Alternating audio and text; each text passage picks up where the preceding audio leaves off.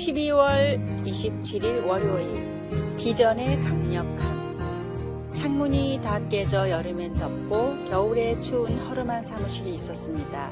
이 사무실에서 스포츠 용품을 만들겠다고 불철주야 일을 하는 청년이 있었지만 결과는 형편없었습니다. 더 이상 은행도 대출을 해주지 않을 만큼 신용은 형편없었고 회사의 부채 비율은 1000%가 넘었습니다. 큰 포부를 갖고 직원들을 계속해서 뽑았지만 3년 동안 월급을 주지 못했습니다. 청년은 사장이면서도 점심 먹을 돈이 없어 회사에 처음 나온 직원에게 돈을 빌려 끼니를 때울 때도 있었습니다. 그럼에도 언제나 어떤 상황에서도 확실한 비전을 제시하는 청년의 매력에 빠져 직원들은 월급을 받지 못해도 최선을 다해 꿈을 향해 매진했습니다. 5년, 6년, 7년이 지나도 회사는 제자리 걸음이었지만 10년이 지나자 그동안의 성과가 나타나기 시작했고 지금은 세계 1위의 스포츠 메이커가 됐습니다. 나이키의 창업자 필 라이트의 창업 초기 시절의 이야기입니다. 나이키의 초창기 직원들은 필의 최선을 다하는 모습에 마음을 빼앗겼다고 했습니다. 예수님이 보여주신 비전을 통해 감화된 제자들이 목숨을 걸고 전 세계에 복음을 전파했던 것처럼 하나님의 비전을 품고 세상에 바른 길을 제시하며 세상 사람들의 마음을 감동시키십시오. 오늘의 말씀. 아무 일에든지 다툼이나 허영으로 하지 말고 오직 겸손한 마음으로 각각 자기보다 남을 낮게 여기고. 빌립보서 2장 3절. 오늘의 찬송. 545장 이 눈에 아무 증거 아니 배워도. 오늘의 만나. 주님 평생을 따르고 섬길 소중한 사명을 허락하소서. 주님이 주신 비전을 위해 오늘도 최선을 다해 살아갑시다. 12월 28일 화요일. 한밤중의 노래. 이미 해가 저문 저녁인데 집에 전기가 갑자기 나갔습니다. 그때 나와 함께 있던 어린 두 아이는 정전을 처음 겪었습니다. 전기 회사에 알린 후 촛불 몇 개를 켜고 부엌에서 아이들과 함께 깜박이는 촛불 주위로 옹기종기 모여 앉았습니다. 아이들이 긴장하고 불안해하는 것 같아서 우리는 노래를 부르기 시작했습니다. 곧 아이들 얼굴에 걱정스러운 표정이 웃음으로 바뀌었습니다. 때로는 우리의 가장 어두운 순간에 노래가 필요합니다. 시편 103편은 하나님의 백성들이 포로 생활에서 폐허가 된 고국으로 돌아와 드린 기도이자 노래입니다. 위기의 순간에 그들에게는 노래가 필요했습니다. 그것도 아무 노래가 아니라 하나님과 그가 하신 일들을 찬양하는 노래였습니다. 시편 103편은 또한 긍휼이 많으시고 은혜로우시며 노하기를 더디하시고 인자가 풍부하신 하나님을 기억하게 도와줍니다. 그리고 그 시편은 죄에 대한 심판을 아직도 걱정하고 있는 우리에게 하나님은 화내지 않으시고 용서하시며 긍휼히 여기신다고 말합니다. 이 모든 것이 우리 삶의 어두운 밤에 노래해야 할 좋은 이유입니다. 어쩌면 지금 당신은 어둡고 힘든 곳에서 하나님의 선하심과 당신을 향한 그분의 사랑을 의심하고 있을지도 모릅니다. 만약 그렇다면 사랑이 풍성하신 그분께 기도와 찬양을 드리십시오. 말씀. 여호와는 긍휼이 많으시고 은혜로우시며 노하기를 더디하시고 인자하심이 풍부하시도다. 시편 103편 8장. 찬송 21장 다 찬양하여라. 기도. 예수님, 주님의 삶과 죽음, 부활에서 드러난 하나님의 사랑을 볼 수 있게 하소서. 지친 머리를 들어 주님의 선하심과 신실하심을 노래하게 하소서. 아멘. 12월 29일 수요일. 시간을 아껴라. 우리는 또 새해를 기다리고 있습니다. 그리고 한 해의 시간들을 어떻게 사용했는지 돌이켜봅니다. 그 시간들을 주님 안에서 잘 사용했다면 우리는 하나님이 주시는 큰 복을 누리게 됩니다. 나폴레옹 힐의 책에 나오는 시간과 성공의 관계에서 성공하고 싶은 사람들이 결심해야 할 8가지 시간의 약속입니다. 첫째, 시간은 소중한 자산이니 스스로를 나아지게 하는 일에 쓰십시오. 둘째, 과거에 낭비한 시간을 미래의 알뜰한 활용으로 보상하십시오. 셋째, 나나 남에게 거두고 싶은 씨를 뿌리는 일에 시간을 사용하십시오. 넷째, 시간을 낭비하는 사람의 마음에 평안은 없음을 기억하십시오. 다섯째, 뜻대로 풀리지 않더라도 내가 원하는 목표만을 위해 정진하십시오. 여섯째, 시간은 유한하니 가능한 모든 방법으로 시간을 아끼십시오.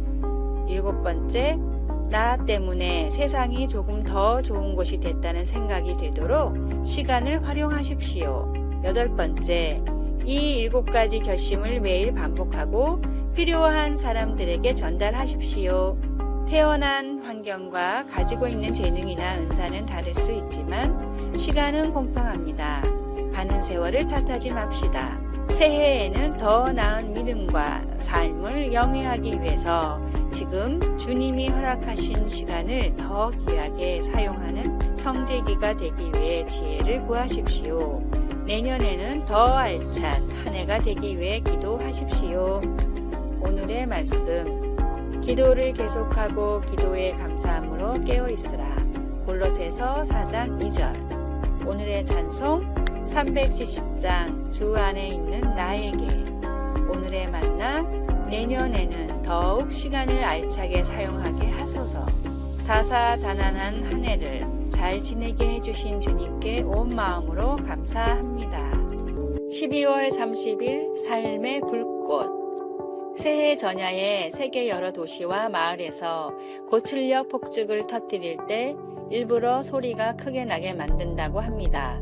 제조업자들은 원래 화려한 불꽃놀이는 말 그대로 공중을 가르기 위한 것이라고 말합니다. 연발 폭죽은 특히 지상 가까이서 폭발했을 때 가장 큰 소리를 낸다고 합니다. 우리의 걱정거리도 생각과 마음과 가정에서 폭발할 수 있습니다. 가족 간의 갈등, 관계의 문제, 직장에서의 어려움, 재정 문제, 심지어 교회의 분열과 같은 삶의 불꽃들은 우리의 감정 세계를 뒤흔드는 폭죽처럼 느껴질 수 있습니다. 그러나 우리는 이런 소동 속에서 우리를 건져주시는 분을 압니다. 바울은 에베소서 2장 14절에서 그리스도가 바로 우리의 평화라고 했습니다. 우리가 그분 안에 거하면 주님의 평화는 어떤 혼란보다도 더 커서 모든 걱정과 상처와 분열의 소음을 잠재웁니다. 그것은 유대인과 이방인 모두에게 강력한 확신이었을 것입니다. 그들은 한때 세상에서 소망이 없이 하나님도 없이 살았습니다. 이제 그들은 박해와 분열이라는 내부의 위협에 처했습니다. 그러나 그들은 그리스도 안에서 주님의 피로 말미암아 주님께로 가까이 왔고 그 결과 서로 가까워졌습니다. 그는 우리의 화평이신지라 둘로 하나를 만드사 중간에 막힌 담을 허시고 불안과 분열의 위협이 언제 다가올지 모를 새해를 맞이하면서 인생의 시끄러운 문제들을 내려놓고 언제나 우리 곁에 평화로 임재하시는 그분을 찾읍시다. 주님은 폭발을 잠재우고 우리를 치유하십니다. 말씀, 그는 우리의 화평이신지라 둘로 하나를 만드사 원수된 것 곧 중간에 막힌 담을 자기 육체로 허시고. 에베소서 2장 14절. 찬송 475장 인류는 하나 되게. 기도, 위로의 하나님, 삶의 불꽃이 놀라게 하고 불안하게 할 때 저를 당신의 평화로 이끌어 주소서. 아멘. 12월 31일 금요일, 새해를 맞는 그리스도인. 올해도 주님께서 언제나 어디서나 함께 하시며 도우심으로 잘 지냈고 내일부터 또 새해가 시작됩니다. 찬송가 213장인 나의 생명 드린 이를 작곡한 프랜시스 리들리 여사가 새해를 맞는 그리스도인들을 위해 쓴 시를 낭송하면서 감사와 함께 새롭게 새해를 준비합시다. 사랑하는 아버지, 새해의 동이 틉니다. 새해에도 주님 안에서 살게 하여 주소서.